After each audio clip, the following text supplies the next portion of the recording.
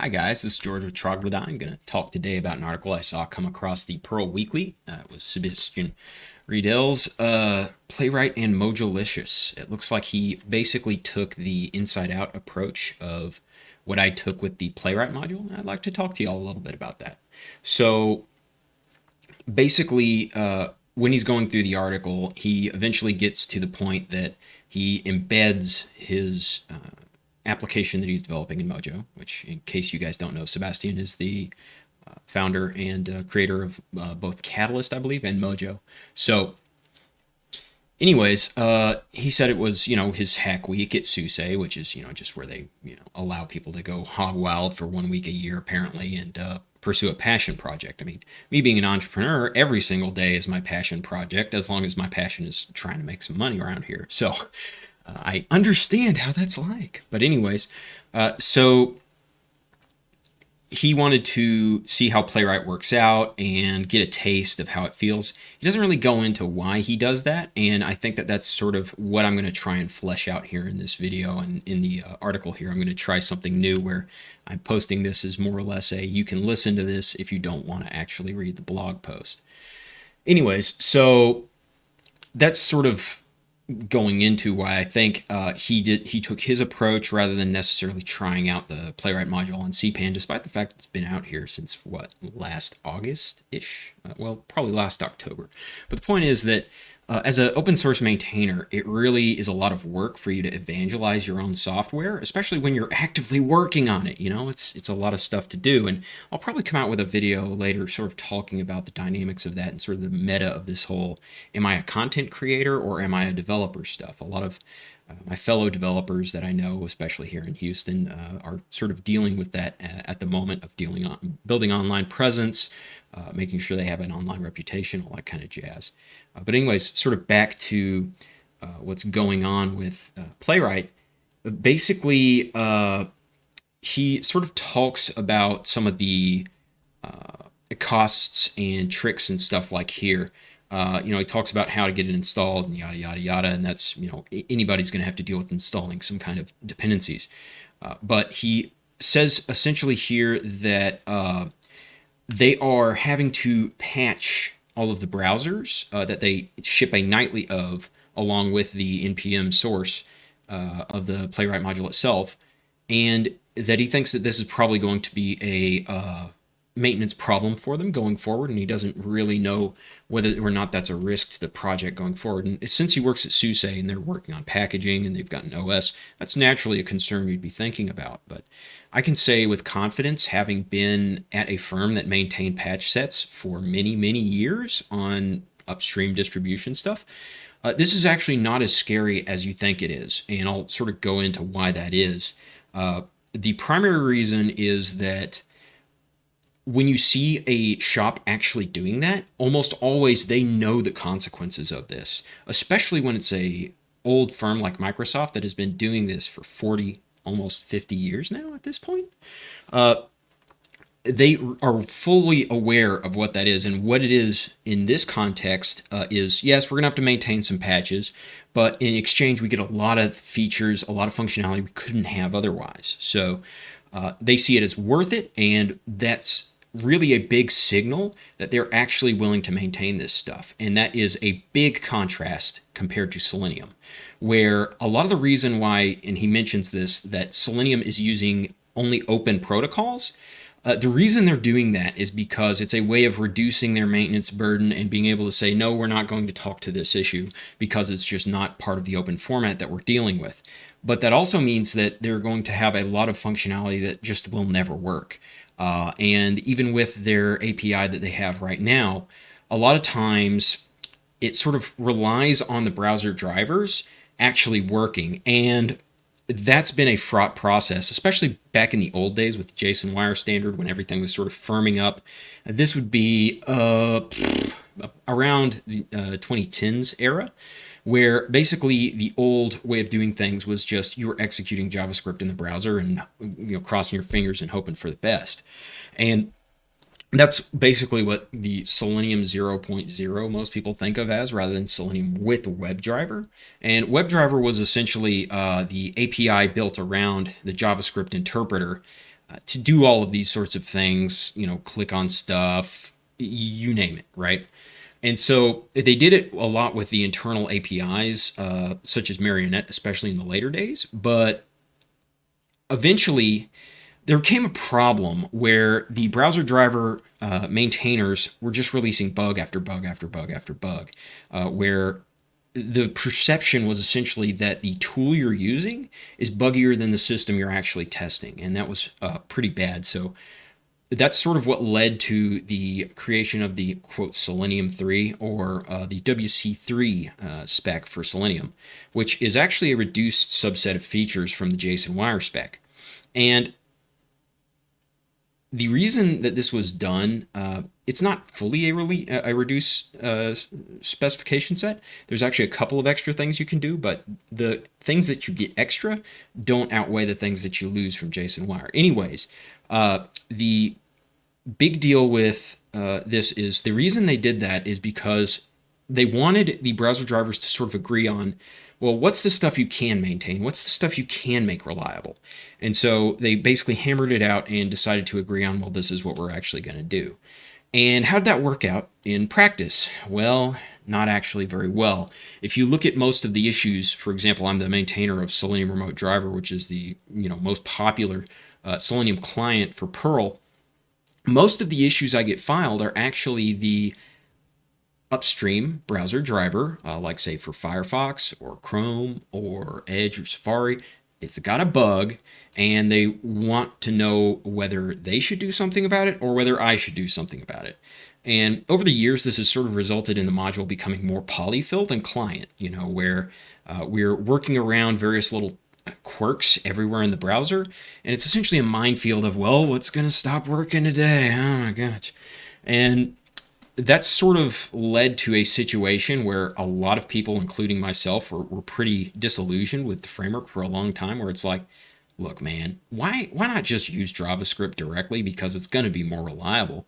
And a lot of organizations have sort of agreed and moved on from Selenium to writing their tests with Protractor or pure JS kind of things that were originally built for unit tests, but that they're now using for acceptance tests, which is traditionally where Selenium has always shown.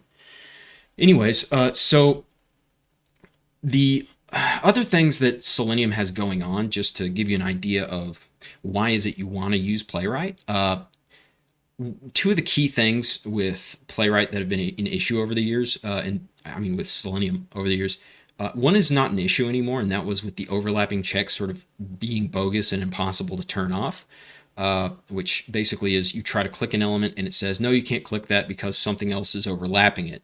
Well, back in the old days, especially early on, you couldn't turn off the check, and it was actually bogus for when negative margins on elements were used. And so you would get things that say they're overlapping when they were clearly visible on the screen. Playwright's check does the right thing, and it's easy to turn on and off. Or if you just want to execute JavaScript directly in the browser to do it, you can still do that, which was the main workaround that people used in Selenium. Anyways, the other thing is that, and this is sort of to me the fatal flaw in Selenium right now, is that any kind of non-standard attributes on HTML elements is not accessible. So a lot of people, they're putting these sort of non-standard extensions onto HTML nodes, like say the ARIA disabled, which is the whole sort of ARIA set of properties on elements is part of an accessibility standard, and you can't see them at all, ever, with Selenium unless you use JavaScript as a workaround. So that's sort of like a non-starter for a lot of people with regard to their testing. And so as such, they've just moved on to JavaScript, or they've written their own, libraries of polyfills, you name it. On the other hand, Playwright being right there in the guts of the browser, it always gets those correctly. It's no problem for it. So that's another sort of big deal with regard to how that works. And this sort of all boils down to, why do I think that the Playwright approach is going to work versus the Selenium approach? And it's because this is something I've seen actually working as a tester for many years and working as a developer for many years, that when you try to get an upstream to conform to what you want, get ready to fail, okay?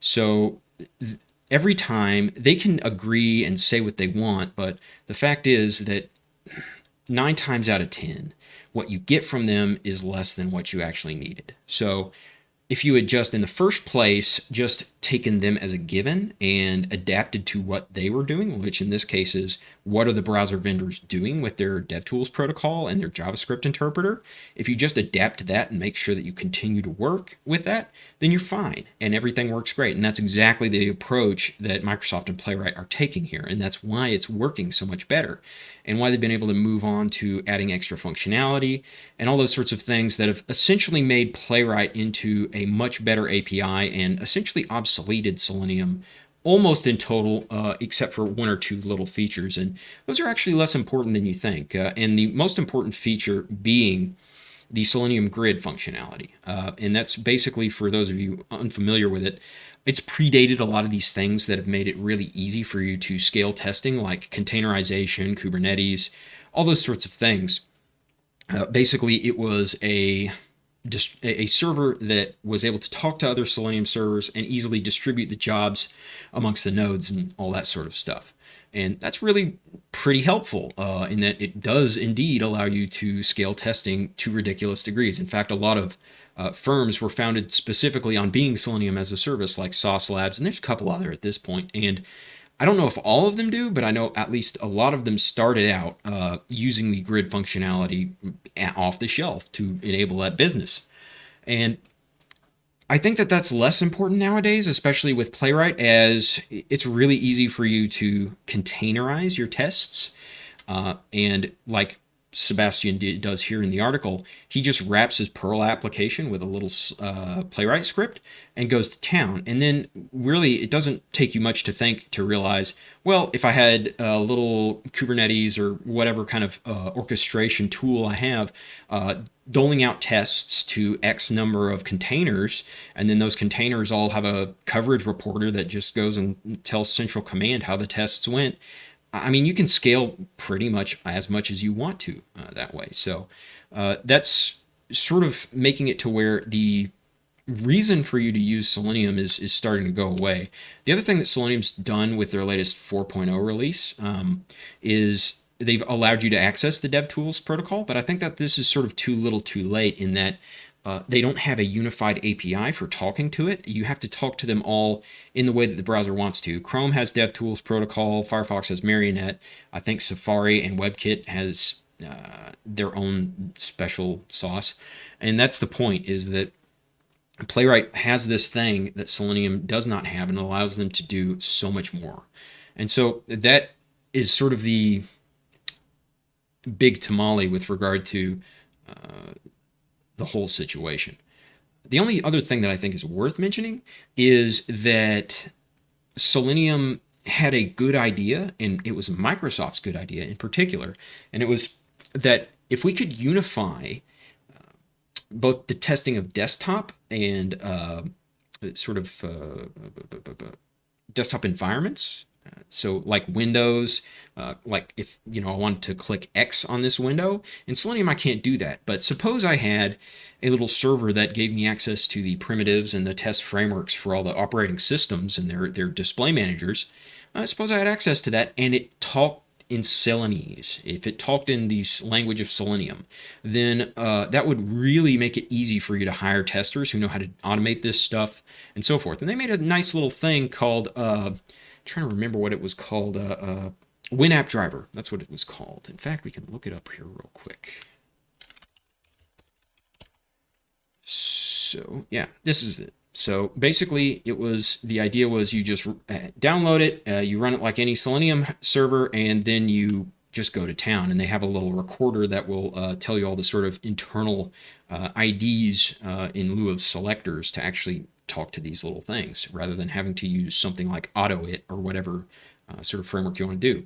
And certainly, if there was a unified Selenium way to talk to stuff in Linux, in OS X, and in Windows, that'd actually be really powerful. But alas, it's been sort of thrown by the wayside, and I don't blame Microsoft at all for doing this, because they chose a much cooler project to devote their time to, namely VS Code, which, I mean, I'm even using it today, so it clearly did something right? So anyways, the other things that I'll mention here sort of towards the end is, as a maintainer, I really, really like Playwright a whole lot more than Selenium. And this is basically because Playwright itself actually ships with a specification of the entire API. It's like if you've ever worked with Amazon services, they sort of have a service discovery protocol that tells you every one of their services and every single thing that it does, and what are their arguments and what are their outputs and all that kind of stuff. Well, Selenium Playwright actually has this. Selenium does not. All they have is the specification documents, which if you take a look over here, I've made a module called Selenium Specification to actually create these sorts of specifications out of the Selenium specification documents using HTML parser and all that kind of jazz. And I made that so that I could build this Selenium client module, which is a sort of next generation Selenium client that doesn't have a lot of this baggage. Like I mentioned, Selenium Remote Driver is more polyfill than it is client now. This is built almost in the same sort of philosophy as Playwright, where it is basically just read spec, dynamically create clients and classes and methods based on the spec, and then go to town. It's a much cleaner design rather than Selenium Remote Driver, which is essentially a big ball of mud. But it's real popular, and I'm going to be maintaining it probably until the end of time, or I just pass it off to somebody who wants to deal with it, or I replace most of the innards actually with Selenium Client, which is the real plan here, is to simplify maintenance by replacing most of its actual day-to-day work with Selenium client calls, and then the module can sort of actually be a pure pile of sugar and polyfills to get around these sorts of weird little things that we encounter all the time in drivers, so that I don't actually have to think about how the backend driver works on a day-to-day basis. Anyways, so let me get to my sort of closing thoughts here. So I want to kind of contrast this approach I made here with Playwright, where basically I built a little application server in Node.js that exposes the entire Playwright API with you, and then you talk to it over, a traditional REST API, right? That approach versus embedding the system under test in the actual testing harness of Node.js and Playwright and all those various things like a tap plugin for JS. I think that the approach Sebastian takes is actually a lot simpler. I think that it is going to be simpler to scale as well with regard to if you are really familiar with both JavaScript and Perl, it works great for you. But that's not necessarily every programmer out there, right? A lot of programmers, they're less familiar with JavaScript and maybe more familiar with Perl. And so that's sort of why I wrote the client itself, was to solve these problems for you and make sure that you can use it if you want to. And even if you don't really know JavaScript that well and you're just sort of acquainted with the API of Playwright by looking at it and not really thinking too much about JavaScript.